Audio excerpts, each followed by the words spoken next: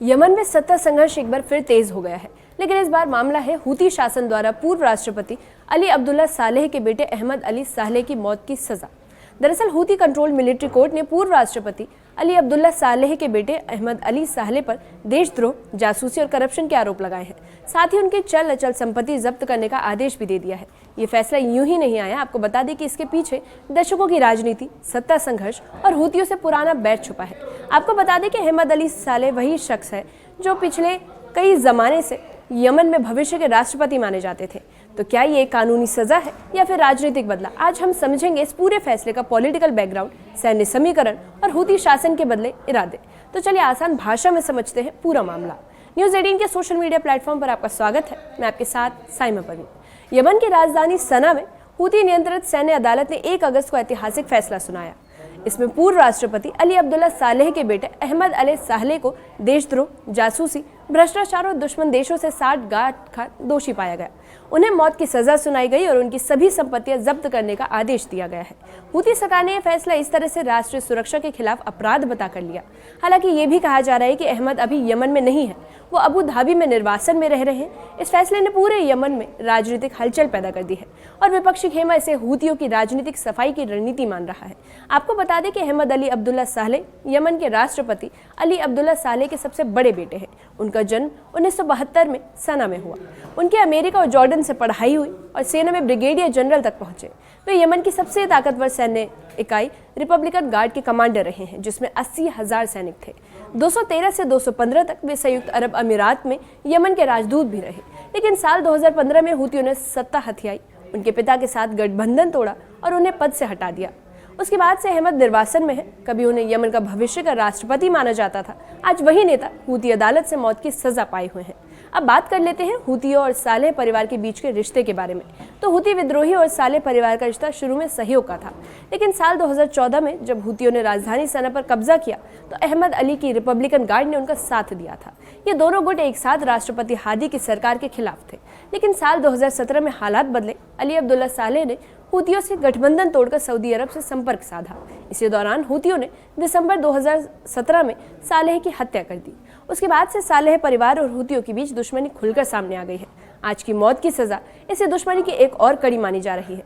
अब बात यह है कि ये सजा राजनीतिक है। तो आपको बता दें कि विश्लेषकों का मानना है कि यह फैसला कानूनी कम बल्कि राजनीतिक ज्यादा है। अहमद अली भले ही सक्रिय राजनीति में न हो, लेकिन सालेह समर्थक आज भी यमन की राजनीति में एक अहम धड़ा है। हूती सरकार इस गुट को पूरी तरह खत्म करना चाहती है।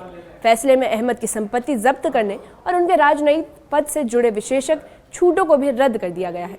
सोशल मीडिया पर कई लोगों ने इस फैसले को राजनीतिक बदला बताया, जो हूती शासन अपने विरोधियों के खिलाफ ले रहा है।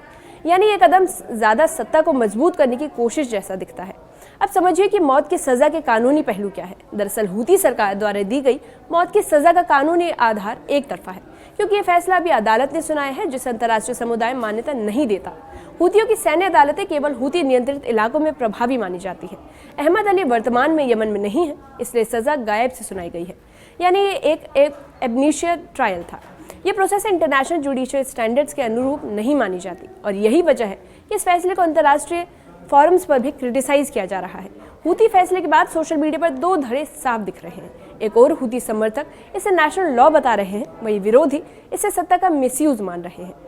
अब आपको बता दें कि ट्विटर और फेसबुक पर सालेह के सपोर्टर्स ने क्या कहा। तो उनके सपोर्टर्स ने हूती शासन को तानाशाही यानी डिक्टेटरशिप करार दिया। अब जानिए साल 2017 की धमकी और मौजूदा सजा के बारे में। तो साल 2017 में पिता की हत्या के बाद अहमद अली ने हूतियों को खुलेआम धमकी दी थी कि खून का बदला खून से लिया जाएगा, और इसी बयान ने उन्हें हूती शासन की हिट लिस्ट में डाल दिया। पिछले 7 सालों में उन्होंने कोई पॉलिटिकल एक्टिविटीज में हिस्सा नहीं लिया, लेकिन हूती सरकार को डर था कि भविष्य में वे सत्ता वापसी की कोशिश कर सकते हैं। और यही मौत की सजा न केवल पुराने बैर का हिसाब है, बल्कि भविष्य के खतरे को भी अभी से खत्म करने की कोशिश मानी जाती है। अब बात करते हैं कि पूर्व राष्ट्रपति अली अब्दुल्ला सालेह के बेटे अहमद अली सालेह खतरा कैसे बने। दरअसल अहमद अली कभी यमन के भावी राष्ट्रपति माने जाते थे। उनके पास सेना, विदेश नीति और जनाधार तीनों का अनुभव था। जनरल पीपल्स कॉन्फ्रेंस में अभी भी उनका प्रभाव है और यही वजह है कि हूती शासन उन्हें एक संभावित खतरा मानता है। उनका यूएई नज़दीकी संबंध भी हूतियों के लिए खटकने वाला एक कारण है, क्योंकि हूती खुद ईरान समर्थित है और यूएई उनका विरोधी मानते हैं। ऐसे में हूती सत्ता को मजबूत रखने के लिए अहमद जैसे सभी संभावित विरोधियों को मिटाना चाहते हैं। अदालत के जरिए हो या अफवाहों के जरिए। जबकि साल 2015 में हादी सरकार ने अहमद को राजदूत पद से बर्खास्त कर दिया था। इसके बाद यूएन ने उन पर अंतर्राष्ट्रीय प्रतिबंध लगाए। इनमें यात्रा पर रोक और संपत्ति जब्त शामिल थी। लेकिन जुलाई 2024 में ये प्रतिबंध हटा लिए गए हैं, जिससे उनकी राजनीतिक वापसी की अटकलें तेज हो गई है। हूती शासन शायद इस वापसी की संभावना से डर गया था और इसी डर ने इस सजा की नींव रखी। यानी यूएन से प्रतिबंध हटाना अहमद के लिए राहत बना, लेकिन हूतियों के लिए खतरे की घंटी।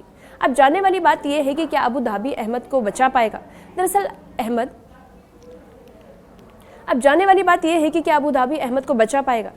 अहमद अली अभी भी अबू धाबी यानी यूएई में है।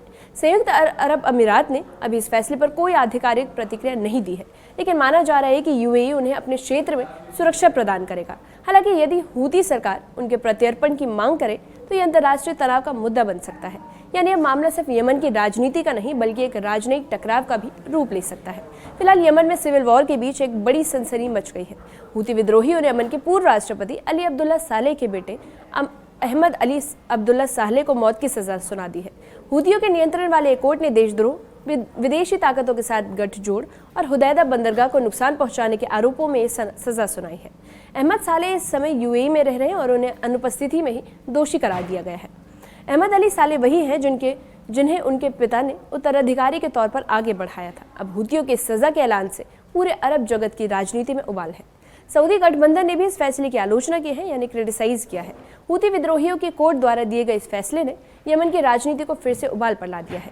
अहमद अली अब्दुल्ला सालेह पर विदेशी ताकतों, खासकर यूएई और सऊदी अरब से गठजोड़ का आरोप है।